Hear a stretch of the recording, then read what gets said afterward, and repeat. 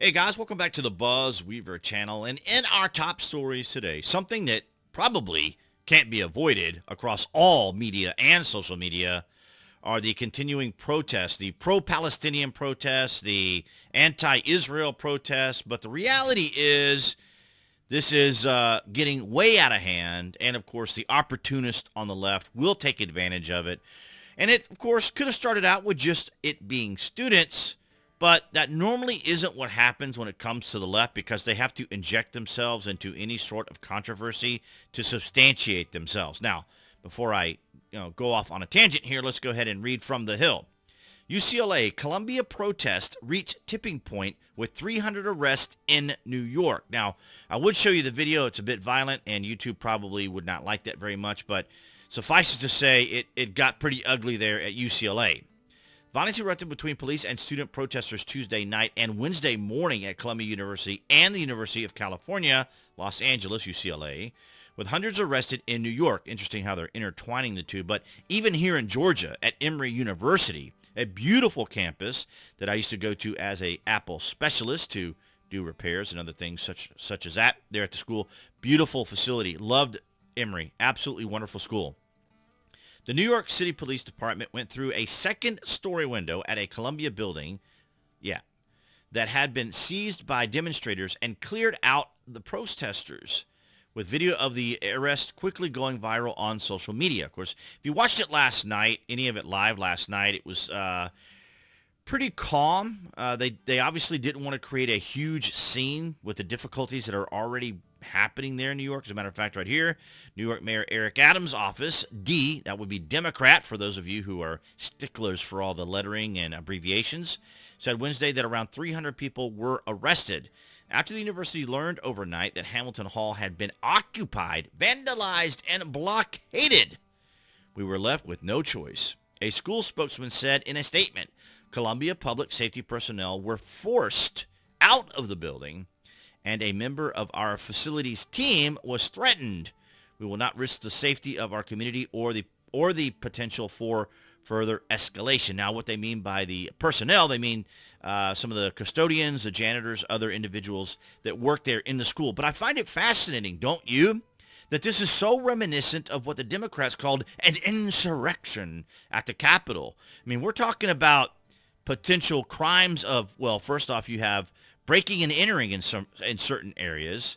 Then you have trespassing, burglary, because it is a trespassing. It's then turned into a burglary, and then you're basically holding hostages. So you're essentially could be charged with what is it? I want to say false arrest, but false imprisonment type of a scenario where you're holding someone against their will as a hostage in the school.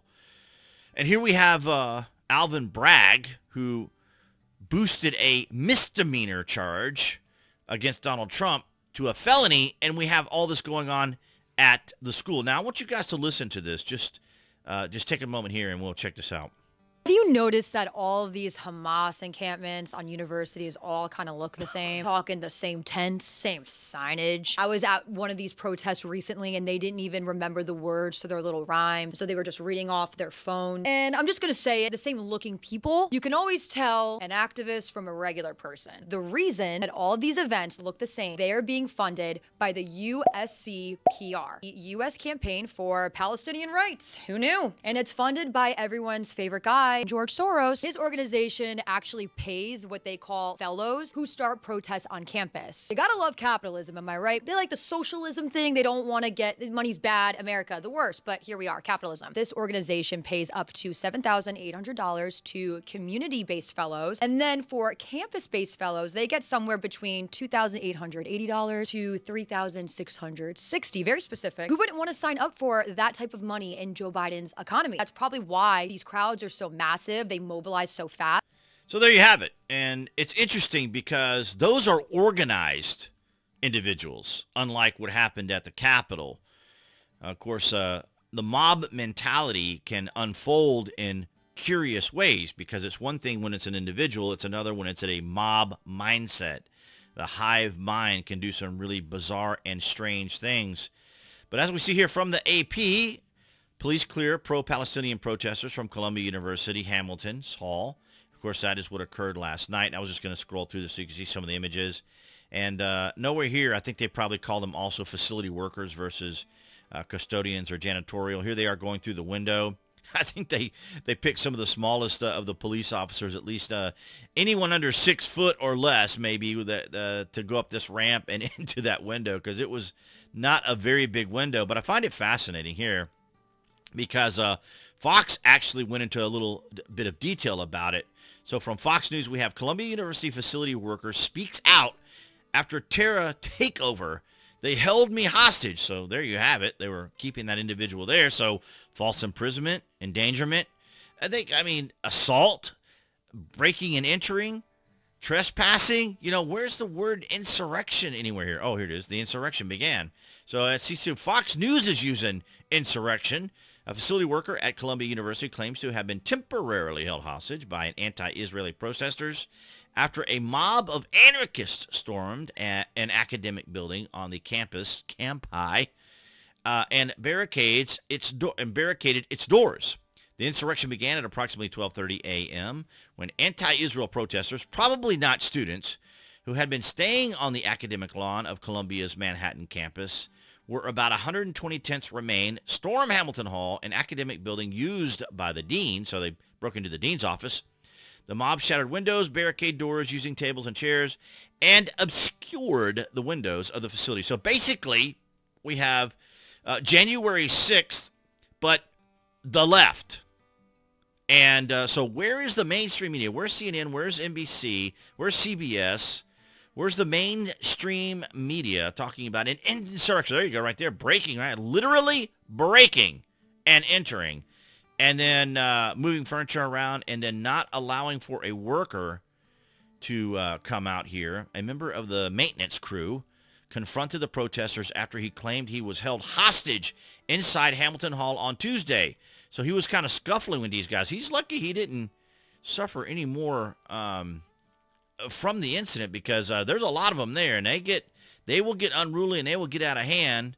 But don't you find it fascinating? Where was all this attention when it was BLM? Oh, yeah, that's right. It's BLM. So we don't want to be racist by arresting any of them. We don't want to be bigots by addressing the fact that they were rioting and destroying buildings and, mostly peaceful fires in the background.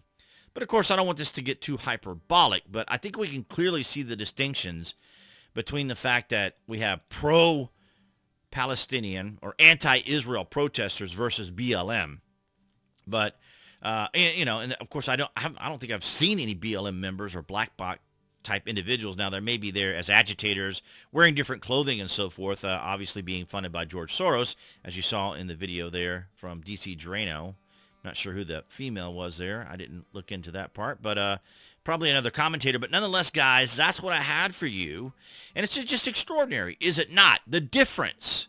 But then, of course, I think at the same time it's funny to me because I know the establishment who obviously, part of the military-industrial complex wants Biden to continue his support of Israel. But this is dividing the administration because, of course, they don't want to lose all these voters, which they probably already have. And, of course, this is going to be a big portion of their voting stream for the Democrats. And students just aren't in for Biden. And they're calling him all sorts of names that I can't mention here.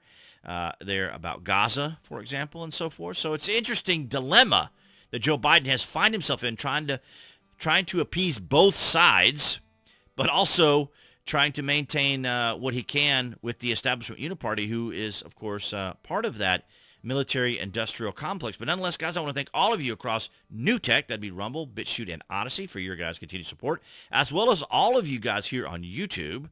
That would be the channel icon appearing there on the screen for all of you watching on YouTube. You guys can click on that to subscribe, as well as to select notifications. That way you know when there's content here on the channel, and I'll see all you guys in the next video.